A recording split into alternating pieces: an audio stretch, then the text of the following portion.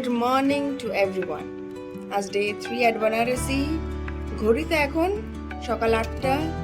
আমাদের সকলের স্নান done and now we are going to get ready for Ayodhya. Ready হচ্ছি, তার কথা একটা ছোট্ট টাইম ল্যাপস তোমাদের জন্য, আমাদের রেডি হওয়ার, যে কত কষ্ট করে কত তাড়াতাড়ি আমাদের রেডি হতে হয়।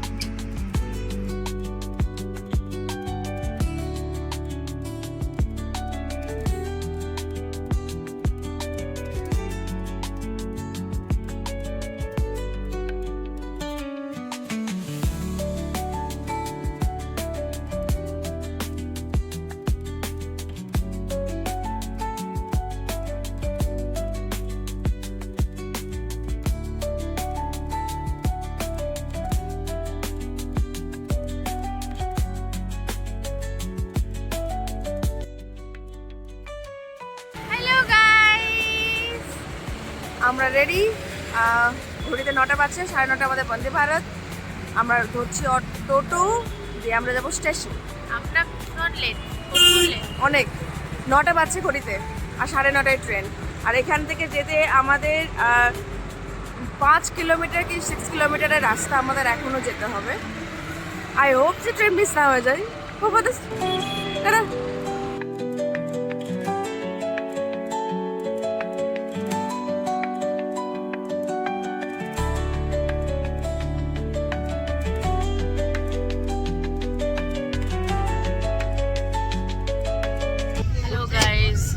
ফাইনালি আমরা জাস্ট 2 মিনিট আগে স্টেশন এসে আমরা ট্রেন ধরতে সক্ষম হয়েছি। আমাদের সিট এইভাবে দেওয়া হয়েছে। ফাইনালি আমরা ট্রেনটা ধরে ফেলেছি। ট্রেনে ওঠার 1 ঘন্টার মধ্যে আমাদের ব্রেকফাস্ট দিয়ে গেছিল। অ্যান্ড নাও লেটস সি কি কি ছিল আমাদের ব্রেকফাস্টে। ये है एक छोटा सा केक, ये है टी पाउडर, ये है केचप, ये भी एक केचप नहीं, ये मिक्स फूड जैम है। इधर ब्रेड है, ये वाला ब्रेड है, ये बटर है, क्या बोलते हैं पता नहीं है। ये उपमा टाइप का कुछ है शायद। Jain food first time try करबो আমরা। और ये वाला क्या है, ये वाला सब থেকে বেস্ট। ये वाला सबसे फेवरेट है हम तीनों का। और एखोनो चा आसते बाकी আছে। हाँ, अभी चाय का पानी आना बाकी है। और इसमें ये शायद सूजी या उपमा कुछ है, उपमा होगा। हाँ, ट्राई करके देखते हैं, खा लेंगे। यस, ব্রেকফাস্ট করে लेते हैं। বাই। ব্রেকফাস্ট করে নিয়ে সুন্দর একটা ন্যাপ নিয়ে আমরা স্টেশনে নেমে যাই। আর স্টেশন খুবই পরিষ্কার পরিচ্ছন্ন ছিল। हेलो, हम लोग आते পৌঁছে গেছি। টোটো করে নিয়েছি। আমরা এবার তো এক একটা করে টোটোতেই দেখবো। টোটো বুক করে নিয়েছি একদম, আমরা সাথে নিয়ে দেবে। ঠিক আছে, আমরা এখন যাচ্ছি সারার নদী। সারার নদী দেখার পরে দেন বাকি এরা কি একটা পর একটা দেখাবে। এবার আমরা যখন রাম মন্দির যাবো তখন আমরা জানাবো যে আমরা রাম মন্দির যাবো। ঠিক আছে, আর আরেকজন সামনে আছে, একটু আলাদা হয়ে গেছে ও, হারিয়ে যায়নি, আছে ও আছে।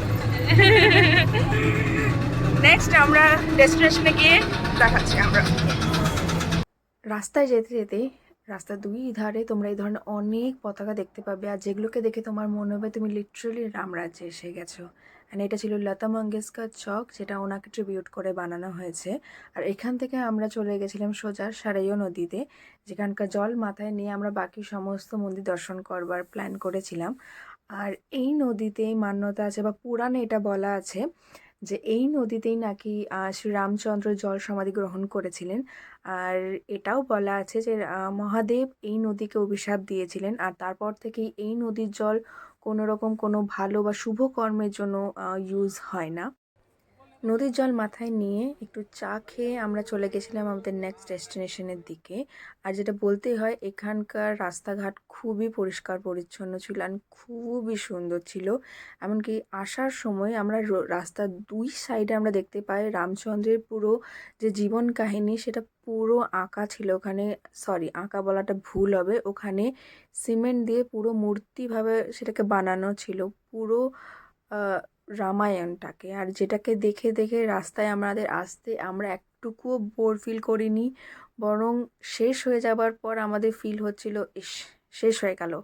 অ্যান্ড এটার পর আমরা চলে গেছিলাম রাম সেবকপুরমে, যেখানে রাখা ছিল ওই মন্দির বানানোর জন্য যে শালিগ্রাম শিলা ইউজ করা হয়েছে সেই শিলাগুলো এখানে সমস্ত কিছু রাখা ছিল।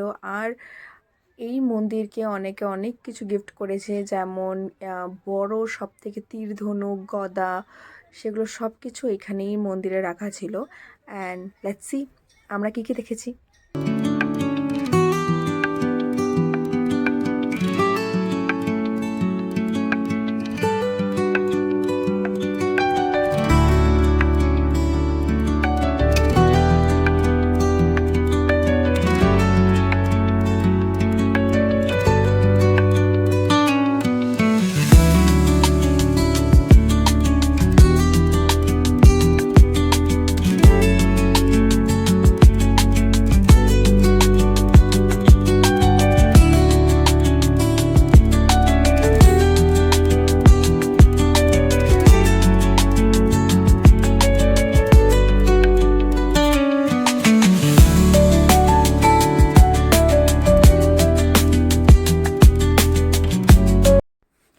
ওখান থেকে আমরা চলে গেছিলাম আরেকটা ওয়ার্কশপে, যেই ওয়ার্কশপে একটা বড় বেল রাখা ছিল, যেটা তোমরা ভিডিও রাইট সাইডে তোমরা দেখতে পাচ্ছ, যেটাকে বলা হচ্ছিল এটা রামেশ্বরম থেকে এসেছে আর এটার ওয়েট হচ্ছে 600 কেজি।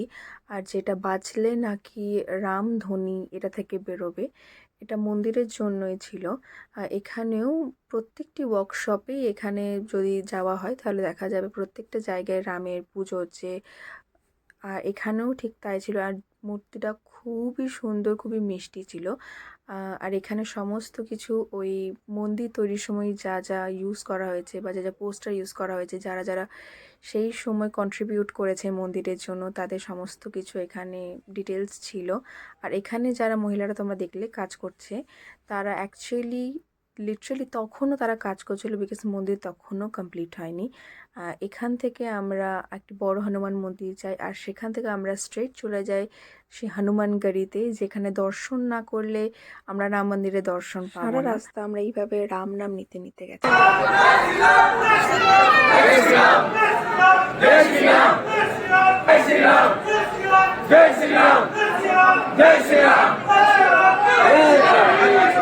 ভয় খাওয়ার কোনো কারণ নেই ভিড় থেকে, কেননা আমরা খুবই স্মুথলি আমরা মন্দির অবধি আমরা পৌঁছে গেছিলাম। হ্যাঁ, একটু সময় নিয়ে তোমাদেরকে আসতে হবে ঠিকই, কিন্তু তোমরা ওই যে ভেতরে ভাইবস, ওই যে রামধ্বনি, ওই শুনতে শুনতে তোমাদের কিছু ফিলই হবে না। আর মন্দিরটা খুবই সুন্দর ছিল। আর খুবই কষ্ট করে তোমাদের জন্য জাস্ট একটা ছোট্ট ক্লিপ বজরংবলির আমাদের করে আনতে পেরেছি আমি ভিডিও। এখান থেকে আমরা যখন বেরোই তখন বাইরের হালটা ঠিক এই রকম ছিল।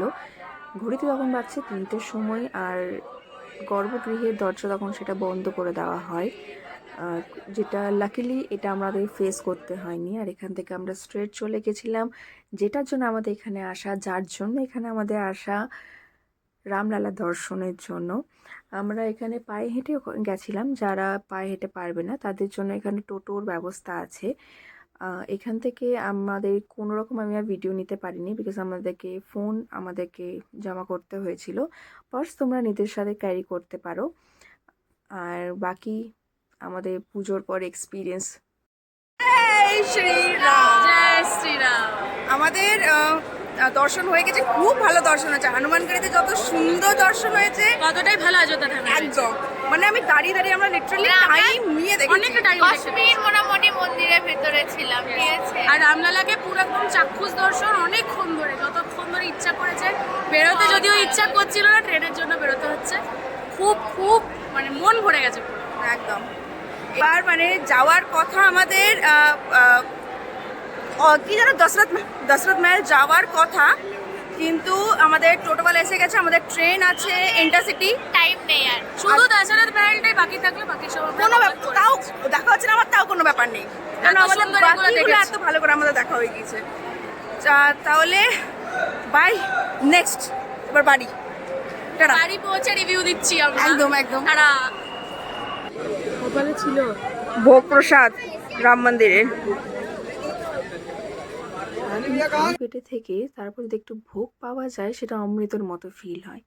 আর সেখান থেকে আমরা গেছিলাম একটু মার্কেটটাকে দেখার পর, কেন আমরা কেউই জানতাম না এরপর আমাদের জন্য কি ওয়েট করছে।